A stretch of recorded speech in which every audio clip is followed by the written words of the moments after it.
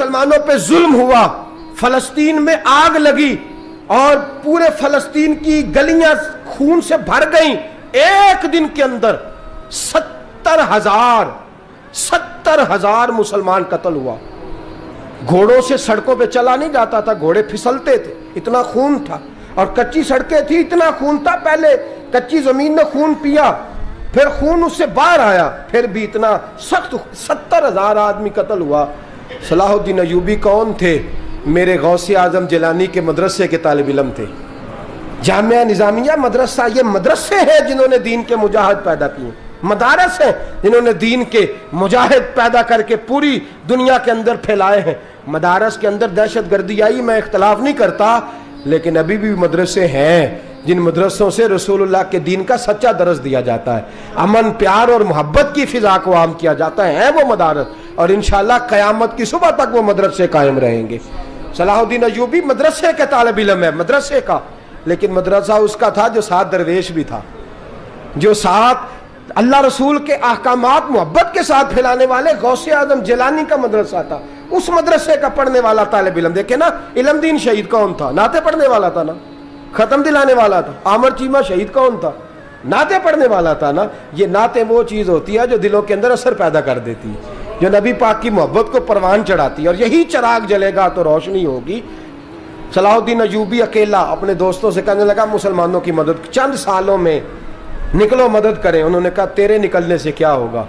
کہنے لگا میں نے نہیں نکلنا، میرے اللہ نے میری مدد کرنی ہے، میرے اللہ نے میری اٹھ باندھ کمر، کیا ڈرتا ہے پھر دیکھ خدا کیا کرتا ہے، اور میں مجھے نکلنے دے، اللہ میری مدد کرے گا۔ تھوڑا تھوڑا کر کے فوج جمع کی، کوشش کی۔ چند سالوں کے بعد اسی جگہ جہاں مسلمانوں کا خون بہا تھا، اللہ نے اسلام کا جھنڈا پھر سے بلند کر دیا۔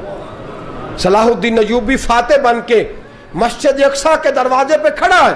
چند سال گزرے، عیسائیوں کا اپنا وہ ظلم ابھی یاد ہے، اور عیسائی سارے لیڈر کہتے ہیں تیاری کر لو، اب ہمارے بچے کاٹے جائیں گے، عورتیں بیوہ ہوں گی، گردنیں کٹیں گی، اب دیکھنا جتنا خون ہم نے بہایا تھا مسلمان اس سے دگنا بہائیں گے۔ صلاح الدین ایوبی گھوڑے پہ کھڑے ہیں اور پوچھتے ہیں او عیسائیوں بتاؤ تمہارے ساتھ کیا کروں؟ گردنیں جھک گئیں، جواب کوئی بھی نہیں۔ کہا تم نے 70,000 مسلمان ایک دن میں مارا تھا، بولو تمہارے ساتھ کیا کروں؟ تم نے ایک دن میں مسلمان یوں کاٹے جیسے گاجر مولی کاٹی جاتی ہے، بولو کیا کروں؟ عیسائی کہنے لگے ہمیں اپنے ظلم یاد ہیں، تشدد یاد ہے، بربریت یاد ہے، تو بہتر جانتا ہے تو نے کیا کرنا ہے۔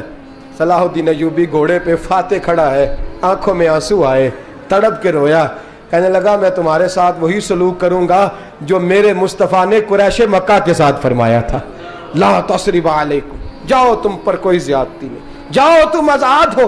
اس نے کہا تو کر کیا رہا ہے؟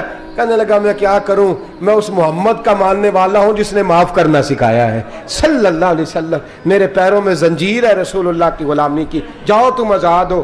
اس نے کہا تم آزاد ہو، لوگوں نے کلمہ پڑھنا شروع کر دیا، اشہد ان لا الہ الا اللہ واشہد ان محمدن عبدہ۔ سارے قبیلے کے کچھ نہ کچھ لوگ مسلمان، ایک قبیلہ رہ گیا مسلمان ہی نہیں ہوتا۔ صلاح الدین ایوبی اپنے خیمے میں بیٹھے ہیں تو ایک بی بی آ گئی، اس قبیلے کا کوئی شخص مسلمان نہیں ہوتا۔ بی بی آئی، آ کے کہنے لگی میرے 4 بیٹے جنگ میں کھو گئے ہیں، چھوٹے چھوٹے بچے جنگ میں کھو گئے ہیں، مل نہیں رہے، فوجیوں کو حکم دے مجھے میرے بچے تلاش کر کے دیں۔ صلاح الدین ایوبی نے جھٹ پٹ سر پہ امامہ باندھا، نیزہ پکڑا، سینے بند باندھا، اپنے جبے کو سمیٹا اور باہر کہنے لگی تو کدھر جا رہا ہے؟ کہنے لگا میں خود تیرے بچے تلاش کر کے دوں گا۔ صلاح الدین چند سپاہی ساتھ ہیں، گلی گلی نکلے، گلی گلی، فجر کے نکلے، اثر ہو گئی، تھک گئے، 2 نمازیں صحرا میں پڑھی، جنگل کے اندر پہنچے تو ایک کونے میں 4 بچے ایک جگہ ڈرے اور سہمے ہوئے بیٹھے ملے۔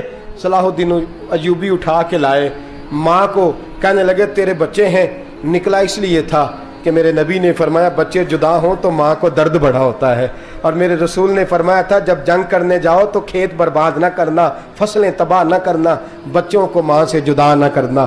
فرمایا میں سوچ رہا تھا تیرے بچے کہیں میری وجہ سے جدا ہو گئے تو مصطفیٰ کو جواب کیا دینا۔ فرمایا تیرے بچے ڈھونڈ کے لایا ہوں۔ بچے ماں کے پاس آنے لگے تو ماں نے بڑے بیٹے کے منہ پہ تھپڑ مارا، کہتا ہے اماں کیا ہوا؟